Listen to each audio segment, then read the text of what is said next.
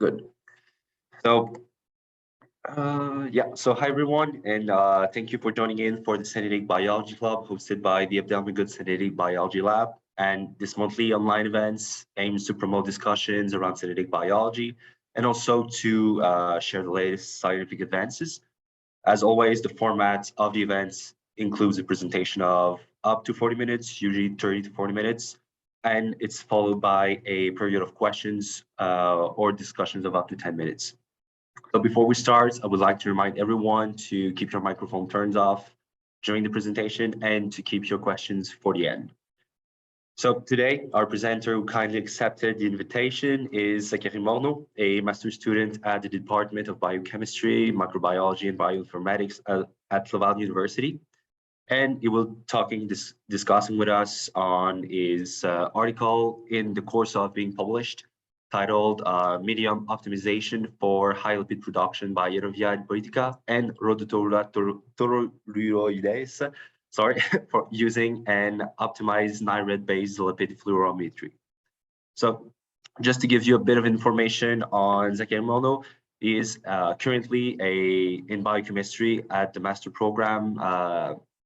He is also a student in the Sylvain Morneau's lab, and his current work focuses on investigating phage protein interactions with their hosts using different techniques, including genome editing, genome engineering.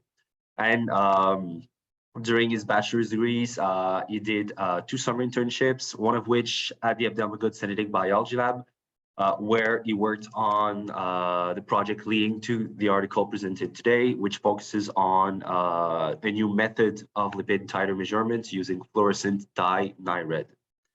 So this project concluded by the medium composition for lipid accumulation in both Yarrowia lipolytica and Rhodotorula using central composite design.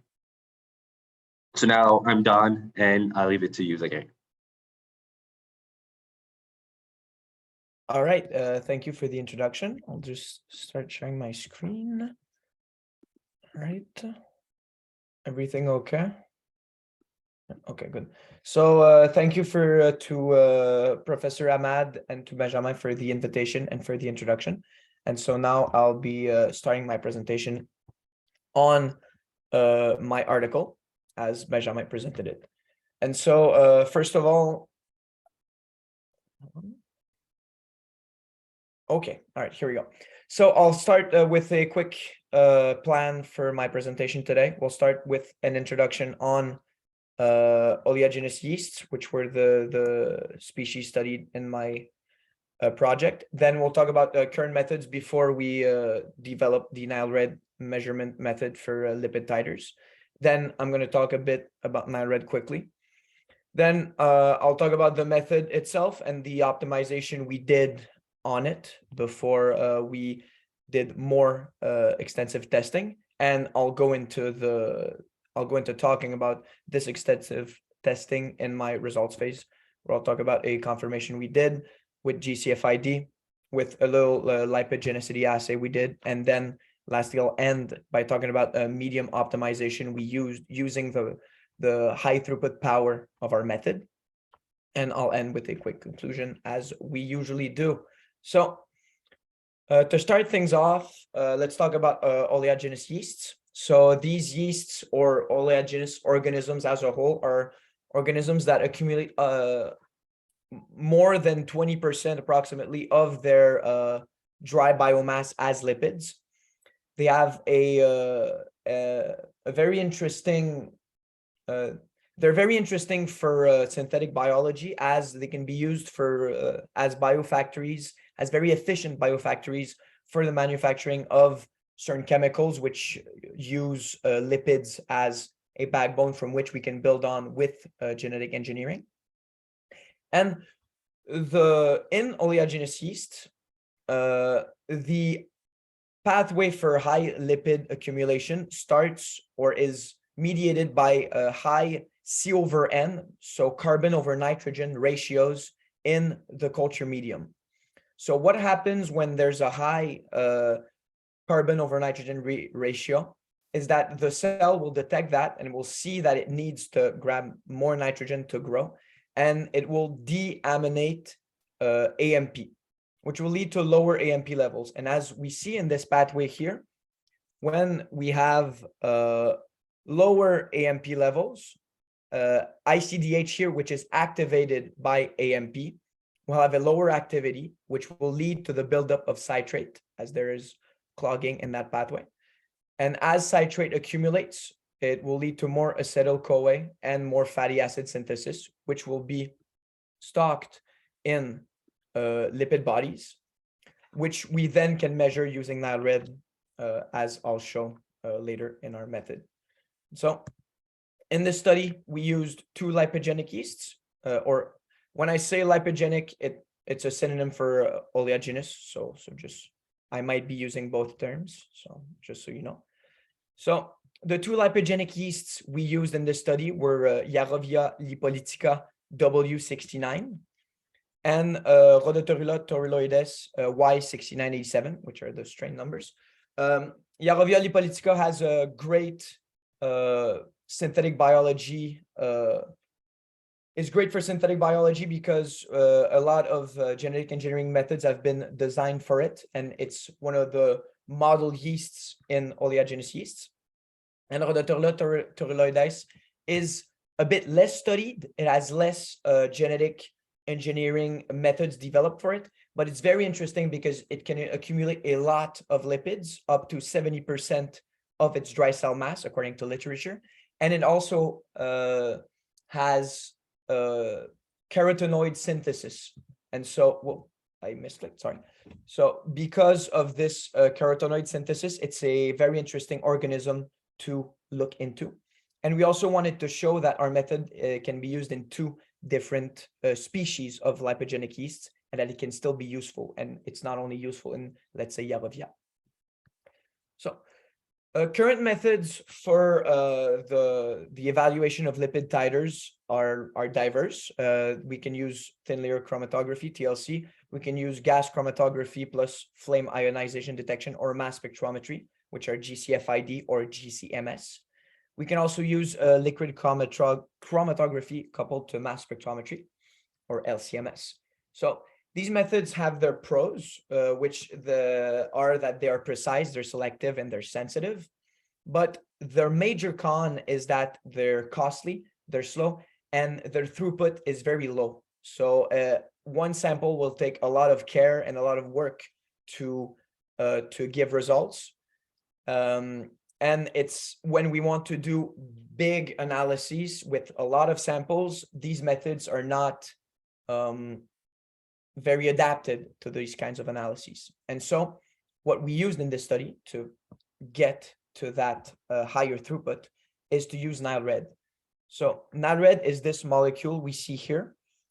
It is highly lipophilic and it's fluorescent. So when we put it in culture media with lipogenic yeasts, it will find its way into lipid bodies, and in there it will fluoresce and give great fluorescence intensity, and we can measure that then to guess to infer lipid titers. And in addition to that, it's very cost effective and it's easier to use, as we'll see in the protocol that I will show, than the other normal methods. And so it has this big advantage over other normal or more accepted methods. And so now for a little overview of what we use, what we do with Nile Red. So first of all, we'll start with our samples and we'll load them into 96 Wells plates. The volume we use is normally 200 microliters. We put that directly into wells, and then we'll add 20 microliters of a 100 micrograms per ml Nile Red in acetone stock solution. So we're basically doing a 1/10 dilution of the Nile Red stock once we're putting it on our samples. Once that's done, we can also, if we have a lot of samples, an advantage of this is because we're using 96 Wells plate, we can use multi-channel pipettes, as I'm showing here in this figure. And by doing that, we can treat a lot of samples very quickly and with good precision. So after that's loaded with the multi-channel, we'll cover the plate. So we'll seal it to avoid excessive evaporation. And then we'll heat the plate in the dark. We do it in the dark to avoid photo bleaching of the fluorescent dye. And so after that's done, so as I said, we'll heat it for a number of time. I'll show you the results we've had for the optimization of the incubation time. And after that, after the incubation is done, we'll read fluorescence by exciting at 544 nanometers and by measuring emission at 678 nanometers. And so so here we go into the first test we did to optimize our method. So first of all, we looked at the linear range of detection of our method to make sure that when we were looking at different signals or altering different parameters, we were seeing the changes that would occur, and we weren't just at the saturation of the machine and we weren't seeing anything. So here we did the same test in W29, which is Yarrowia, and in Y-6987, which is Rhodotorula. So Yarrowia is panels A and B, which will appear, and Rhodotorula is C and D, which I'll show later.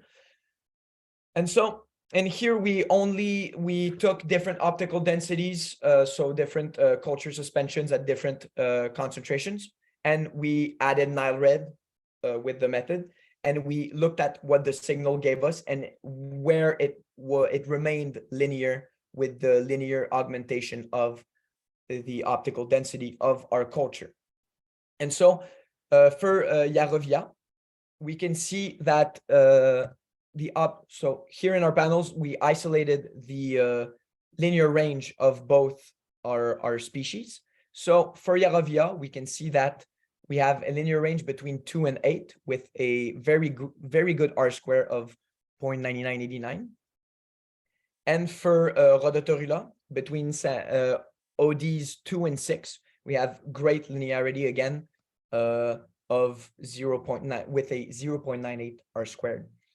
And so after we had determined that, we made sure that when we had a culture, let's say after that had grown after 3 or 4 days, that was at an optical density of a total optical density of maybe 30, we made sure that when we did tests on that culture, we would dilute it to between that linear range. So if we had, let's say, the 30 optical density, before we did any manipulations on the culture, we diluted it 1 in 10. So we reach an optical density of 3, which is in the linear range of both of the strains here. And so after we had set that up, then we looked at a way to optimize signal, and we looked at using temperature to augment signal. And so here, the idea being that if we heat the lipid bodies of the yeast, they'll be more permeable to Nile Red, and then we'll get more signal as more Nile Red can stain the lipid bodies. And as we can see here, our intuition was good, as we were able with heat to augment the fluorescent signal. So in white, we have Rhodotorula, and in dark, we have Yarrowia. And we can see that after 30 minutes at these different temperatures, so to room temperature, which is like 22 or to 25, then we went to 37, then to 45, and then to 60. We can see that as we rise the temperature, we're always getting better signal. And we didn't want to go higher than 60 because at that point we might be starting to boil the samples or to boil the yeasts. And we thought that would bring other problems. So we just stayed at 60 and assumed that it would be good enough to have a good signal. And so at that point, we chose to keep 60 Celsius for our incubation temperature. Then we looked at incubation time to allow Nile Red to go into the lipid bodies to generate more signal. And so here we have a graph of incubation time done at 60 Celsius. So again, we have W29 Yarrowia in dark and Rhodotorula Y-6987 in white. And we can see that incubating more time results in more signal, and that it's not a completely linear relation, and at some point we see saturation in the signal we're observing, in the augmentation of the signal we're measuring. And so we can see that between 10 minutes and 30 minutes, we have a good increase in the fluorescent signal. But after the 30-minute mark, when we go to 60, we see a very little change for Rhodotorula and no change for Yarrowia, even a decrease. And so we chose to keep the method quick, and because we didn't think that the increase in Rhodotorula's signal was worth it, worth twice the waiting time, because we wanted to keep the method quick and high throughput. So we kept only 30 minutes as the incubation time at 60. So now every time we did some manipulations with our samples, we would dilute them inside the linear range. Then we'd add the Nile Red after we'd loaded them into plates. Then we'd do the incubation for 30 minutes at 60 Celsius in the plate. And then we'd get our readings because it seemed like the most optimal way to do things quickly and with great signal. And so after that, we wanted to confirm that our method was indeed measuring lipid titers. And so we did a GC-FID confirmation. Because GC-FID is an accepted method and we know that it can detect lipid titers, we used it as a way to compare our Nile Red. So if we see an increase in Nile Red, do we see an increase in lipids as measured by GC-FID? And so, And so that's what we did. So here are the results for W29 or Yarrowia. So we can see that the two signals the signal from Nile Red, which is in dark, is very, very correlated to the signal coming from GC-FID in white. Both the R squares are great, and they're almost parallel. And so we had a good idea that Nile Red was indeed, at least for Yarrowia, was measuring lipid titers.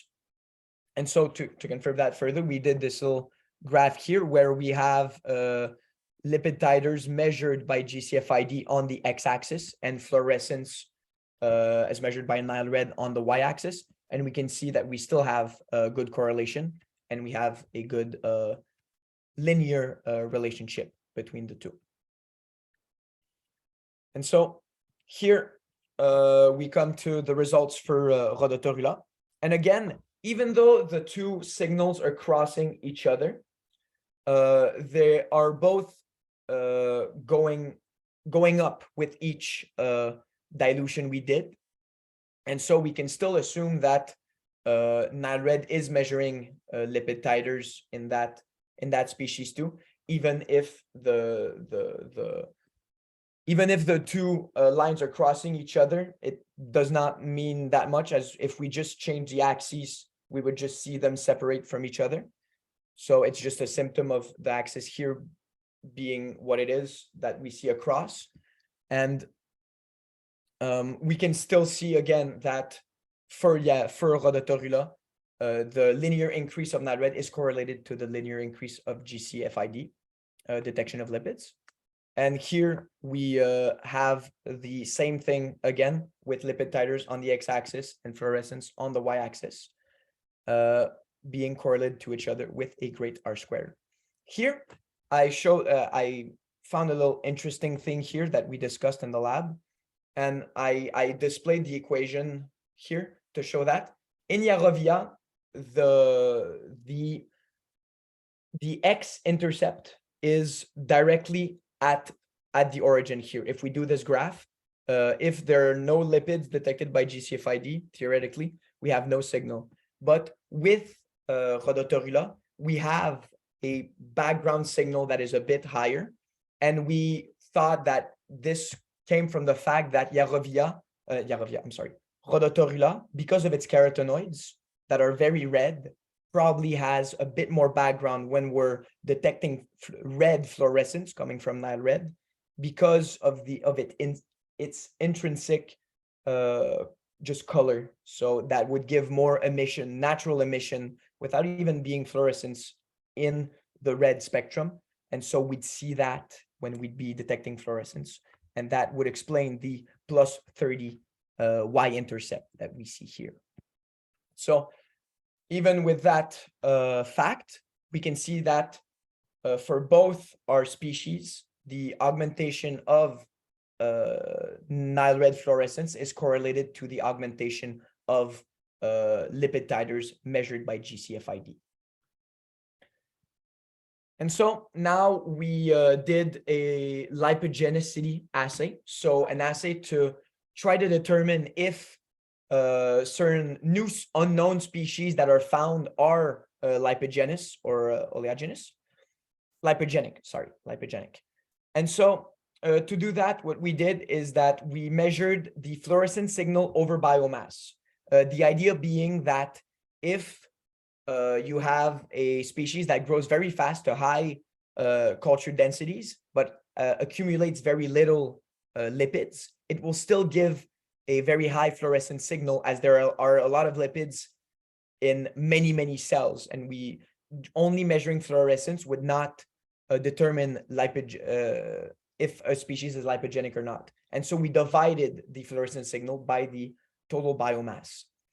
Then we used, to grow our cultures in that test we did, we used minimal Y&B medium, which is the medium that our lipogenic yeast use to accumulate lipids in. And so we had two lipogenic controls, which are our two usual suspect strains. And we had three non-lipogenic controls. One was with the Saccharomyces cerevisiae, FY4 MAT-A. And that was to have a test for yeasts. And then we did, a control for yeasts. And we also had a control in E. coli using DH5 alpha and BL21 strains to make sure that whether we're looking at bacteria or yeasts, we can still determine lipogenicity of species. And so when we did all these control strains together, we could see we have here on the y-axis, we have fluorescence, so RFU, divided by grams of biomass. We can see that our two lipogenic controls have a very higher signal than our three non-lipogenic controls. But we also see that in our non-lipogenic controls, S. cerevisiae, which is FY4 here, is giving a slightly higher signal than E. coli. And so we set that as a rule of thumb, if we were to do this test again, we would use 3 times the signal coming from E. coli to determine that a species is probably lipogenic, or 2 times the signal coming from Saccharomyces cerevisiae to determine that a new species or a new strain would be lipogenic.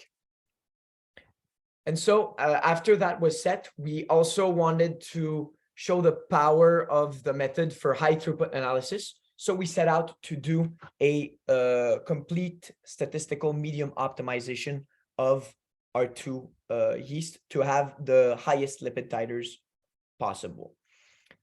And so first of all, we needed to determine when we would harvest cells. And so we looked at lipid accumulation kinetics in cultures. So we used Y&B medium with a carbon over nitrogen molar ratio of 50, which is globally accepted to be a good ratio to use to have great lipid accumulation in lipogenic yeasts. And so when we put these cells into that medium and we recorded fluorescence over time, we came up with this graph here with, again, Rhodotorula in white and Yarrowia in dark. And we only took measurements after the second day because growth was not large enough for Rhodotorula after the first day.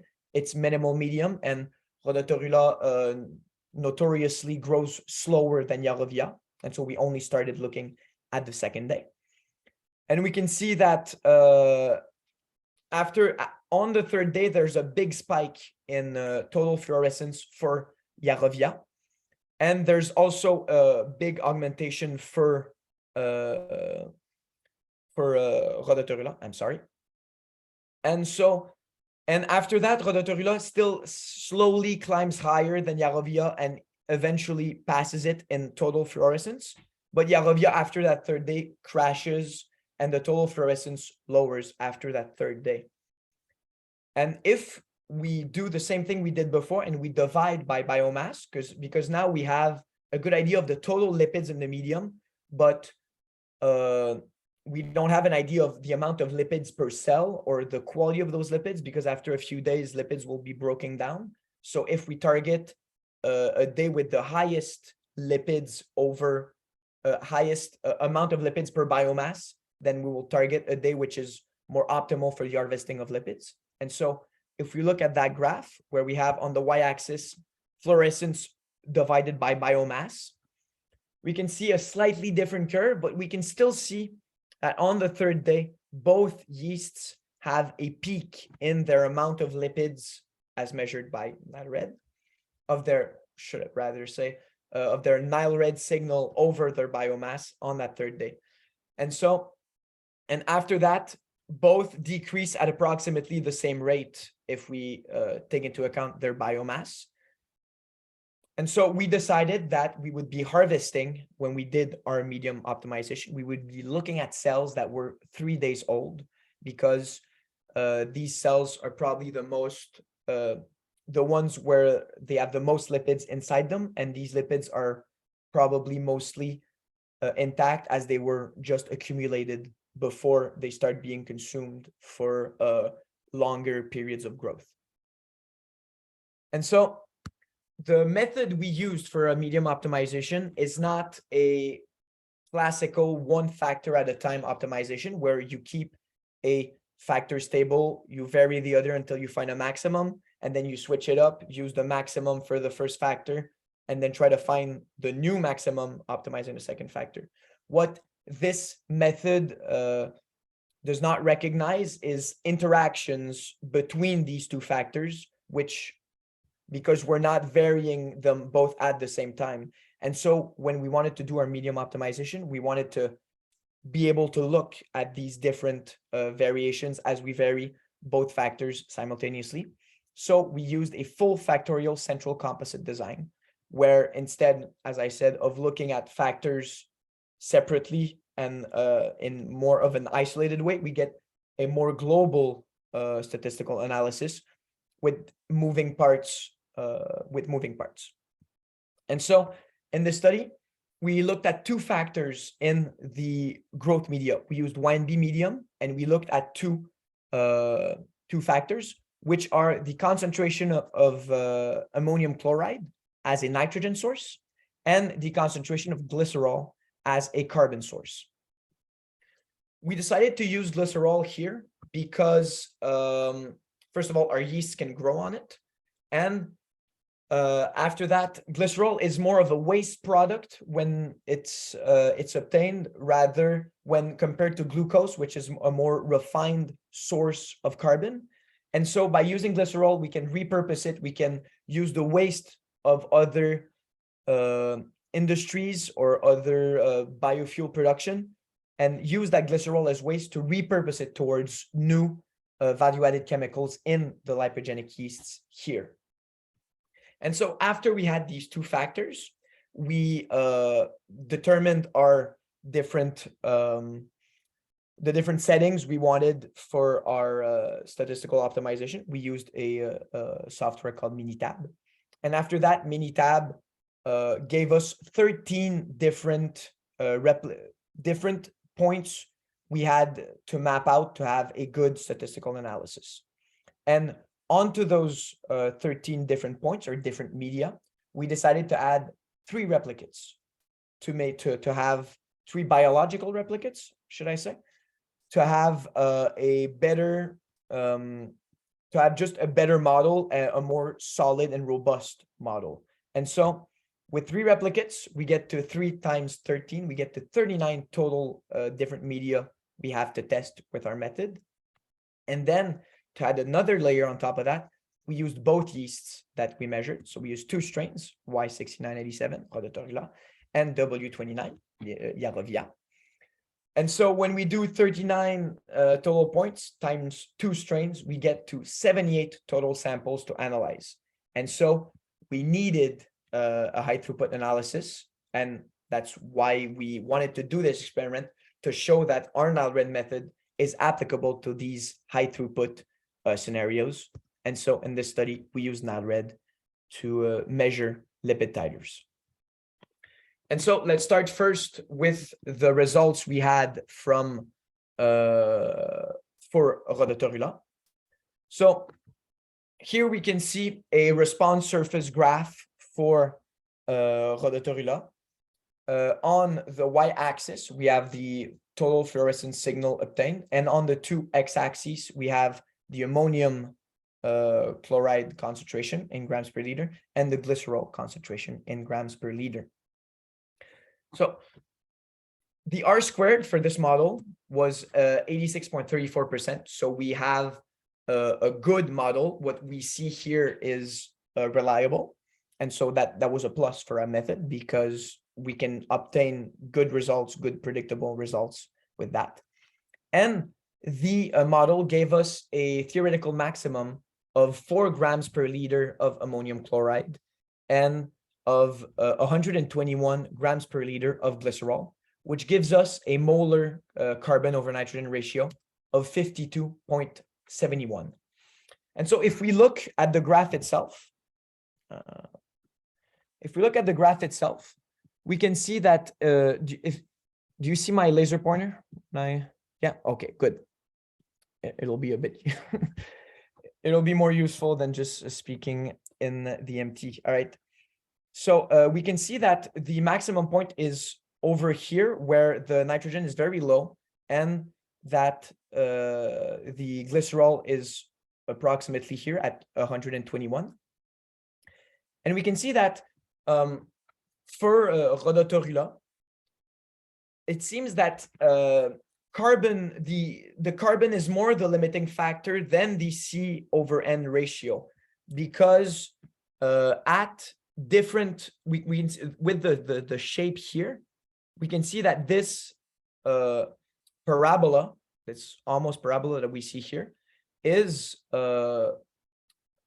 pretty much only relying on the glycerol concentration, as what the ammonium chloride concentration does is only add a slight incline to that curve towards the lower end here, which is logical. Here the carbon over nitrogen ratio is a bit lower because ammonium chloride, the ammonium chloride amount is a bit higher, but still it's mostly dependent on glycerol concentration here for Rhodotorula, but we can still see that a high C/N ratio will give a better lipid titer for the same amount of carbon. So if we block carbon and we just look over here for each amount of carbon, then if we go on the lower end of ammonium chloride, we can see an increase when we lower the ammonium chloride. So more dependent on glycerol concentration, because that parabola is more intense,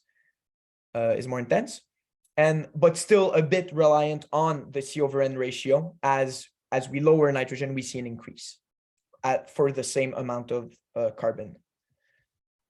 And so that's about it for Rhodotorula. Let's talk about Yarrowia.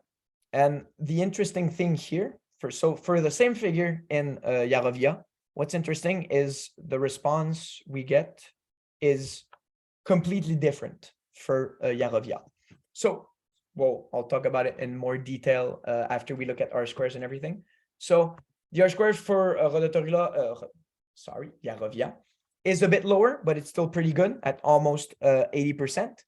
And the maximum we get here is 4 grams per liter. So the same lower amount of nitrogen, but at a very much higher glycerol concentration at 200 grams per liter. And this gives us, when we look at the C/N ratio, this 4 grams per liter and 200 grams per liter, gives us a molar C/N ratio of 87.12, which is a bit higher than the 50 we're used to, but it's still logical for Yarrowia, as the yeast likes high C/N ratio. And so if we look at the curve here, what is interesting is that if we look at constant glycerol concentrations and we only vary ammonium, we can see this curve here, which kind of shows that at a higher C/N ratio, we have way higher fluorescence. But as we increase ammonium, this drops until it reaches an apex here. And then it starts rising back up here, fluorescence. It might seem a bit weird, but when we think about it, it might be due to the fact that in here, when we have this lower ratio, we have a lot of lipids per cell because the C/N ratio is very high. But these growth conditions are not as optimal as higher nitrogen concentrations, which would mean the medium is just richer in itself. And so as we augment the amount of ammonium, we can see this decrease in fluorescence as the cell accumulates a bit less lipids. But once we reach this point here, the medium starts getting probably so rich that there's a lot more cells and a lot more biomass that can accumulate. And so we see this rise here in fluorescence because we have more and more cells. And even if they have less lipids per cell, there's so many of them that we can see good fluorescence when we look at total fluorescence. So this little rise would be probably explained by that. And if we only look at like a static ammonium chloride concentration, we can see that just feeding Yarrowia more carbon seems to only equal more lipid titers or more fluorescence, as the inverted parabola here is inclined towards this, is shifted to have an incline that goes up as we augment glycerol. And so it would be interesting to check more here to higher ammonium chloride concentration to see if this part of the graph would in the end equal that part here. But if we're looking at getting total lipid titers, to have the most lipid titer and using the least amount of fuel as possible, then we would isolate this point here as there's very little ammonium chloride. But still there's a lot of glycerol, but we could still use that point maybe if we wanted to use as little as possible, because lipid accumulation is still high here because we're in high C/N ratios. And so that's about it from what I understood from these graphs. We can discuss it a bit later if some of you have some more ideas when they look at this.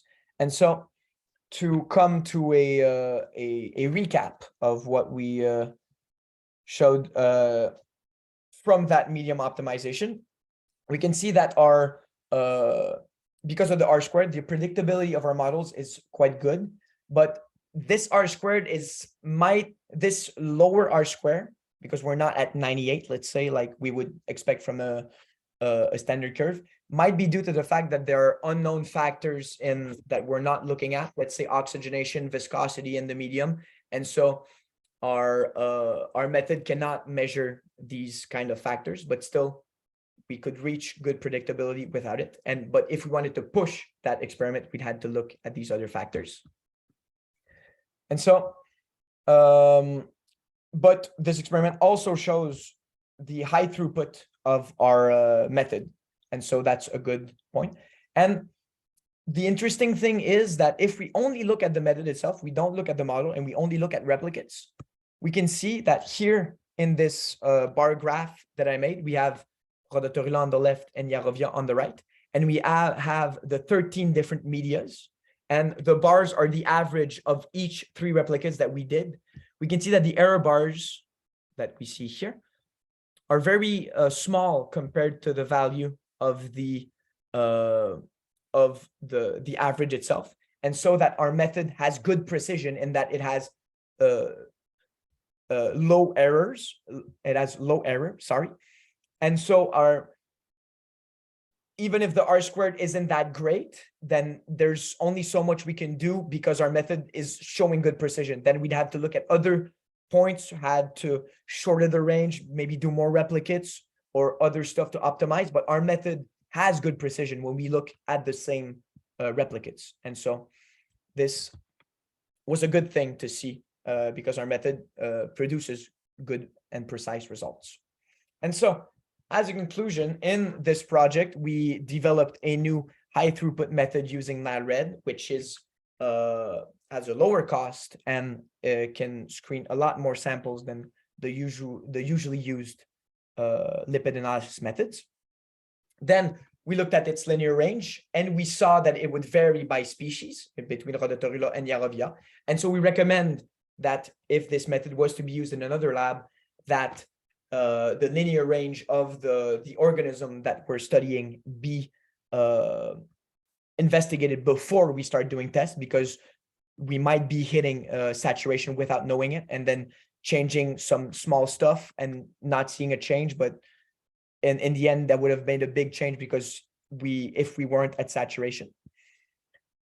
And so then we determined a heat incubation protocol to augment our fluorescence signal, and we settled on 30 minutes at 60 Celsius to do that. We confirmed that our method was logical with GC-FID.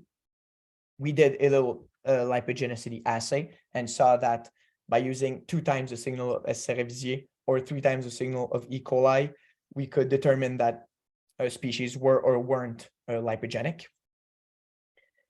And then we did a full factorial central composite design and showed that the method can be used at high throughputs and can produce good and precise results. And so I would like to throw a big thanks to Professor Ahmad Saleh and to Benjamin for their help on this project and for the opportunity to speak here today. And that's the end. If there are any questions or discussions, I'm here. So yeah, thank you. So yeah, thank you, Zachary, for your presentation today. So from now on, the questions and discussion session is open. So you feel free to ask your questions and comments. I will just ask you to use the raise your hand function of Zoom, or to write directly your questions in the chat box.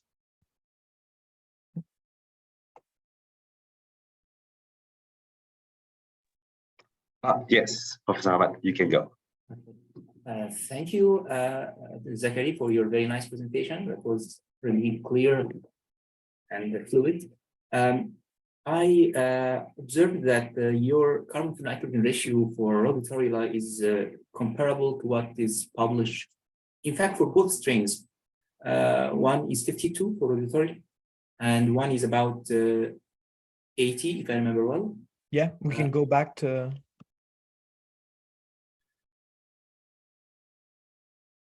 '87 for 87, yeah.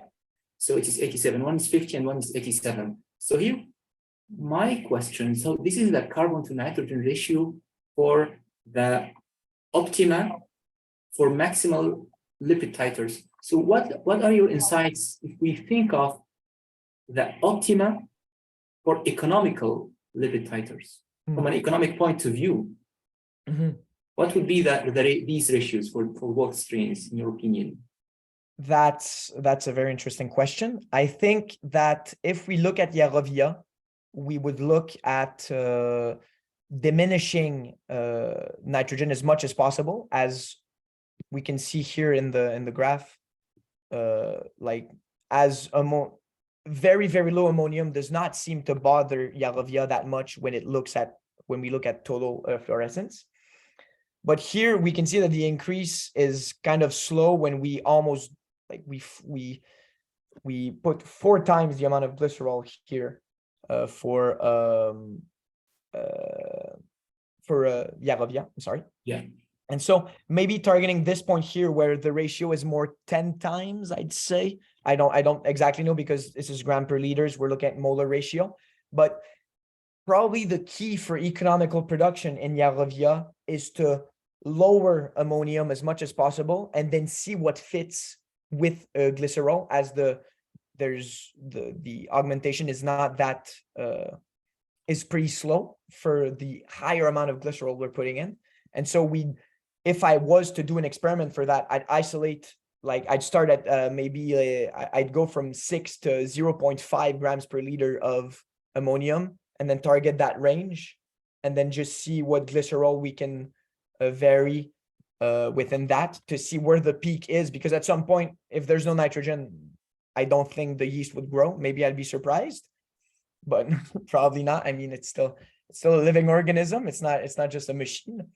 So I would look at how little nitrogen can we put in to Yarrowia and still allow it to produce a lot of lipids, and then just see what glycerol fits. I don't know what's the cheapest. I just think that would be the ammonium chloride is not that expensive, neither glycerol, but I mean, yeah, from, as you said, it's very nice telling us that augmenting the concentration of glycerol 4 times from 50 to 200 is not associated with a parallel increase. Yeah, it's not 4 times higher. Yeah. Yeah, it's not 4 times higher. So as you said, thank you. So you recommend then 5 grams of ammonium chloride and 50 grams per liter of glycerol. Yeah, so, I'd look at between these concentration, but I'm like, if we were to do a range, if I was to like recommend a point right now, I'd go probably 50 grams per liter glycerol and then 4 grams of ammonium chloride. But I think it could be a good experiment to just go target that little window there and just to see what low concentration of ammonium chloride Yarrowia can take. Okay, perfect. Thank you so much. My second question, if I have that, if we have time. So it is very nice that you now recommended a threshold for determining which strains could be lipogenic or not, based on or related to the non-lipogenic strains E. coli and Saccharomyces cerevisiae, which is 3 times E. coli titer and 2 times that of Saccharomyces. So I want to know why and how did you say 3 times that of E. coli? Because I see E. coli is around 100. And that's a great question. That was a long time ago. I think we just wanted to make sure that we weren't missing strains by putting too high of a threshold from E. coli signal, but we could rise it a bit. Maybe we could go 4 times. That's true. Yeah. But putting 2, I think the thing we need to avoid here is putting too high of a threshold for our assay here, because as we can see, there's still quite a bit of variation between Yarrowia here and Rhodotorula, and they're both lipogenic. And so if we put too high of a threshold, then we might miss out on some organisms if we're doing like a high throughput screening of isolated microorganisms, let's say, or something like that. So I think lowering it a bit, we can we have false positives.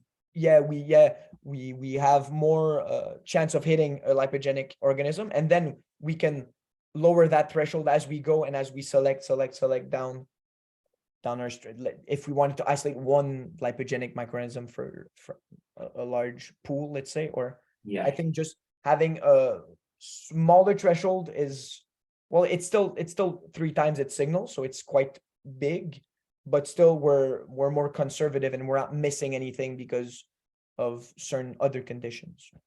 Very perfect, very nice.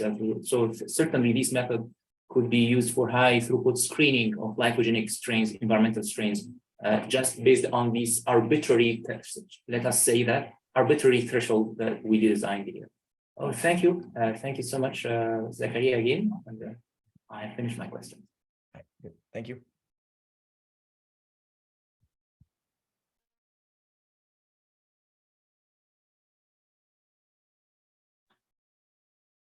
So I had a question on exactly the same graph here.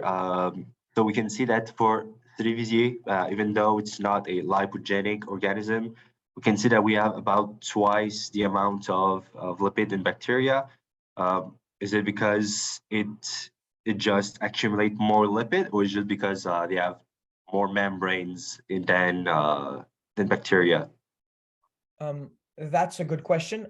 I don't really know. I haven't looked at Cerevisiae precisely, but I think the amount of membranes could be a deciding factor. As Nile Red, if it's used in bacteria, Nile Red will mostly be used to stain the outer, like the membranes of bacteria, to just see like the outer shell of the cell, and so Nile Red goes into the membrane, that I know, but it could be linked to either higher lipids, in a bit higher lipids in Saccharomyces. It could be linked to higher membranes, but it could also be linked to small interactions of other molecules in these strains. When we did tests in the lab, we tried at first to use different organic solvents to solubilize in little micelles different fatty acids, to see if we could tag them with Nile Red and see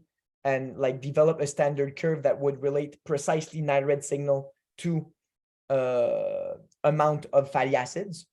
But when we did that, we realized that using organic solvents or using some alcohols or DMSO would make the Nile Red signal insane. It would rise, and we would only see signal coming from the solvent. Like if we did a standard curve side by side with let's say a DMSO, and then DMSO spiked with different fatty acids, we could just see the DMSO concentration going. And so maybe the accumulation in some certain strains of Saccharomyces cerevisiae, when they accumulate ethanol, that could cause the bit higher fluorescence.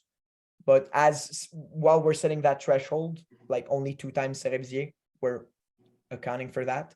But yeah, there are other interactions from Nile Red, and so if we want to do a precise measurement of lipid titers, we need to make sure that we're using a lipogenic yeast. But Yeah, I think what you said about ethanol maybe could be one of the major factor for the amount of fluorescence detected in Cerevisiae, because for Cerevisiae, if you limit nitrogen, it will go into a fermentative state and it will produce ethanol. So maybe it's just a coloration of the ethanol.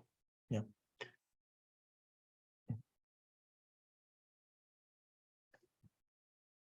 So if there is no question more, I think that concludes the activity. So I would like to thank everyone who joined and participated in this activity, and most importantly, thank you, Zachary, for your time and presentation. And as a quick reminder, if anyone would like to present your work or an article you'd like to present, or you're just interested in, you can always register as a presenter on the website. Otherwise, you can register as an attendee. And every last Monday of each month, we have a new presentation, and the next one will be on November 28th. And we'll announce the next presentation and presenter the second week of that month. So goodbye, everyone, and have a nice day. Thank you. Bye-bye.